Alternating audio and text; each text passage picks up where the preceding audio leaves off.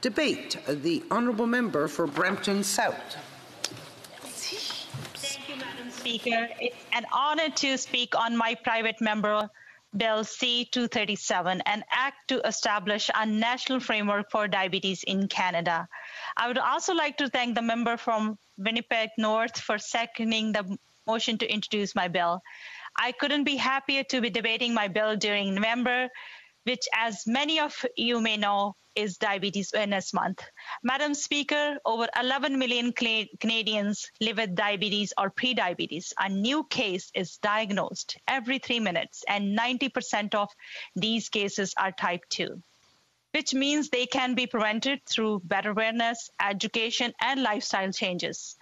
This disease is the cause of 30% of strokes, 40% of heart attacks, 50% of kidney failure requiring dialysis, and 70% of non-traumatic lower limb amputations. This is the harsh reality.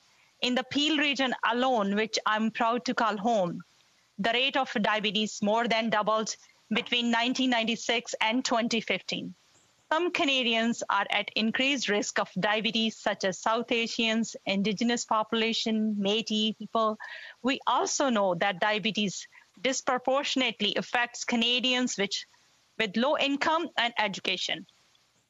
Complex public health challenges, such as chronic diseases like diabetes, cannot be addressed with a single solution approach.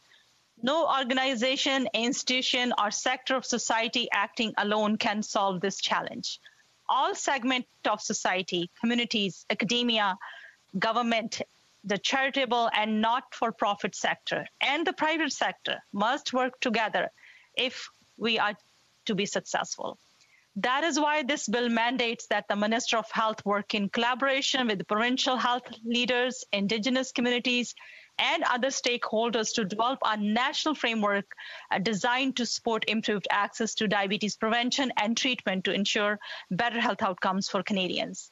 In many cases, diabetes is preventable. We know that individuals who have moderate to high level of physical activity, who eat a healthy diet, and who do not smoke are 82% less likely to be diagnosed with diabetes. Having been a healthcare professional for over 18 years, I have seen firsthand how a healthy diet, staying active, and exercising can all contribute to the prevention of this disease. Let us combat diabetes and its life-threatening complications by making Canadians familiar with diabetes warning signs, encouraging healthy lifestyle choices, and making it possible to access the best possible care. It is estimated that this year the cost of hospital care and drugs for diabetes amounts to approximately $30 billion. This is a massive burden on our public healthcare system, but the costs do not really end there. Whenever a Canadian suffers a stroke or a heart attack, that is an additional cost of our health system.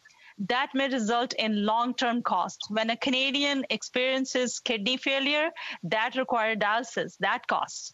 When a Canadian tragically has to undergo amputation, that costs. The secondary cost that diabetes has on our public budgets cannot be calculated. But every dollar spent preventing it means greater saving down the line. And so many of these complications are preventable with proper care, Madam Speaker. When I was first elected in 2015, it has been a goal of mine to bring the issues of Canadian living with diabetes to Ottawa and to elevate the issue of diabetes as a whole. I have been honored to serve as a chair of the All-Party Diabetes Caucus, where we have heard from diabetes advocates, stakeholders, and organizations to gain a better understanding of how the federal government can support Canadians living with diabetes. In 2017, I traveled extensively to consult medical professionals and stakeholders about how best to meet the need of those suffering from diabetes. This gave me even greater insight into how diabetes impacted communities in different regions of Canada. The result of this was the publication of the report Defeating Diabetes, which promotes healthy eating as a prevention method. That same year, I represented Canada at the Global Diabetes Policy Forum in Rome, Italy, where 38 countries were represented, and we spoke about the best way to tackle this growing issue. I also attended the World Congress of Diabetes in Calcutta. Through engagement with international leaders, we were able to compare research and assess our commitment to the fight against diabetes. One other important aspect of diabetes I learned on these international travels is how well respected Canada is on the world stage when it comes to diabetes, especially on insulin invention. I hope that Canada will continue to be global leader in the fight to defeat diabetes for years to come. Locally, I successfully advocated for the city of Brampton to proclaim November as a Diabetes Awareness Month and the 14th as Diabetes Day. In 2018, the All-Party Diabetes Caucus engaged fellow parliamentarians to participate in Diabetes Day on the Hill, to raise awareness of diabetic risks to Canadians and to build support for an updated, comprehensive national diabetes strategy. Our diabetes mobile screening unit was brought in to emphasize prevention and encourage testing. This was an opportunity for all members of parliament to get first-hand experience in understanding the aspects of diabetes. Nearly 100 of us accepted a challenge to wear the step counter and log our efforts for 10 days to raise awareness of our health. This spring, I was able to virtually participate in several meetings and town halls with Diabetes Canada about how Canadians living with diabetes have been affected by COVID-19, while people with diabetes are not more likely to catch COVID-19. If they do get it, adults living with diabetes are at greater risk of developing serious symptoms and complications. More recent data from Alberta shows that 42% of Albertans who have died of COVID-19 also had diabetes. Those who are infected with the virus are more likely to suffer serious cardiac and respiratory complications that face mortality 4 times that of those without diabetes. Madam Speaker, as many members of this House know, back in the spring of 2019, I was proud to bring forward the unanimously supported motion to declare November as Diabetes Awareness Month in Canada. But there is so much more to do than raise awareness. The World Health Organization recommends that every country implements a national framework for diabetes. Last April, the Standing Committee on Health tabled a report which gave multiple recommendations. Among them, the committee asked that the government consider a framework for a diabetes strategy for Canada. This comprehensive report already outlined the steps that the government should take in the fight against diabetes. When we are undergoing this study, we heard a great deal about the mental health issues that are common among people living with diabetes. Those living with the type 2 diabetes are more at risk for depression. We have heard examples of them being stigmatized and bullied. There are overall signs of greater risk of mental health issues, including anxiety and depression. At the Health Committee, we heard from one individual living with diabetes who spoke openly about the anxiety and the stigma she felt around the disease in her family. She said, "In my family, there are 35 diabetics, and we do not talk about it. I have to do my blood sugar under the table when I visit to my mother. We don't discuss it, and they don't treat it. Last year, I lost my uncle to it because they just won't treat. They won't admit to it. They don't want to deal with it because the stigma is so bad." There's a strong need to reduce the stigma associated with the diabetes. Reducing messaging that blame patients for their diabetes is an important first step to take. Early detection of diabetes can prevent complication and reducing the strain on the healthcare system. The Health Committee also heard some shocking stats about diabetes and Indigenous communities. Diabetes rates are 3 to 4 times higher among First Nations than among the general Canadian population.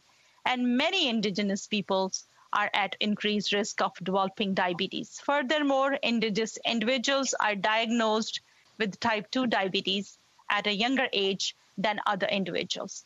Those living in a First Nation community who are in their 20s have an 80% chance of developing the disease during their lifetimes, compared to 50% among the rest of the population of the same age.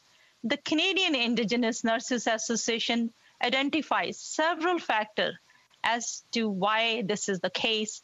The geographical isolation, lack of healthcare services, poor internet connectivity to facilitate distance care, and reduced access to nutritious food all contribute to the prevalence of diabetes in Indigenous communities. The Health Committee also recommend that the federal government hold discussions with the provinces to explore possible approaches to providing uniform coverage of diabetes-related medications, supplies, and equipment across Canada, equipment like Lancet and many others. As it stands now, each province provides different coverage for different aspects of diabetes treatment, meaning those living with the diabetes receive uneven support depending on where they live. All levels of government must work together to find a solution to improving access to a family physician and or other health services living with diabetes in rural, remote, and northern communities. As I mentioned previously, my community in Brampton and the Peel region face a high rate of diabetes compared to the rest of the country. However, locally, we have some true diabetes champions working to reverse this course. I would like to appreciate the role of the private sector stakeholder based in Brampton, which do phenomenal work helping those with the diabetes, Medtronic and DynaCare, who provide testing services and device to help people manage their illness. The DynaCare for Diabetes Wellness campaign just launched in our city. The goal of this campaign is encourage Bramptonian to assess their risk and get tested to see if they are at risk of diabetes by providing the A1 test free of charge. Medtronic is doing commendable work to providing compassionate care for our residents living with diabetes. I would like to thank Laura Siren, the president of Diabetes Canada, and their federal affairs director, Kimberly Hansen. I have been proud of work alongside with them raising awareness, including helping them with multilingual communication material for multicultural communities. I would also like to thank JDRF, Canada's leading type 1 diabetes advocacy organization, for all the support and advice they have provided over the years, and they endorsed my bill too. I'm so proud to have support on this bill from organizations and individuals such as the CNIB Foundation, Ped Medical Officer of Health, Dr. Lawrence Lowe, and Dr. Naveed Mohammed of William Osler Hospital, and many more. Thank you to the Brampton City Council who have officially endorsed this bill. Madam Speaker, Canada has repeatedly been the home of some of the biggest breakthrough in diabetes care and research. 20 years ago, Dr. Shapiro at the University of Alberta was on the team of researchers who developed the Edmonton Protocol and islet transplant procedure and temporarily reversed diabetes and allowed patients to be insulin independent.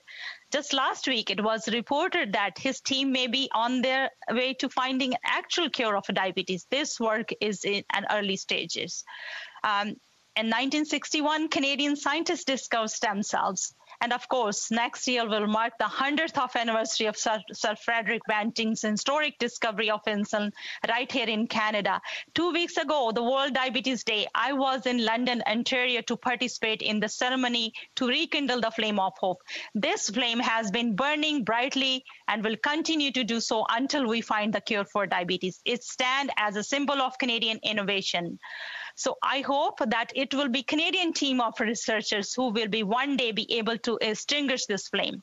Bill C-237 will change the lives of those 11 million Canadians living with diabetes from coast to coast to coast. By working together, I'm confident that one day we will extinguish the torch at Banting House. I know that together we'll find a way to defeat diabetes. I encourage all members in this House to join me in supporting the improvement of the lives of millions of Canadians across our country. Madam Speaker, Canada gave insulin to the world. There's no reason why we cannot lead the way to defeat diabetes. Thank you, Madam Speaker.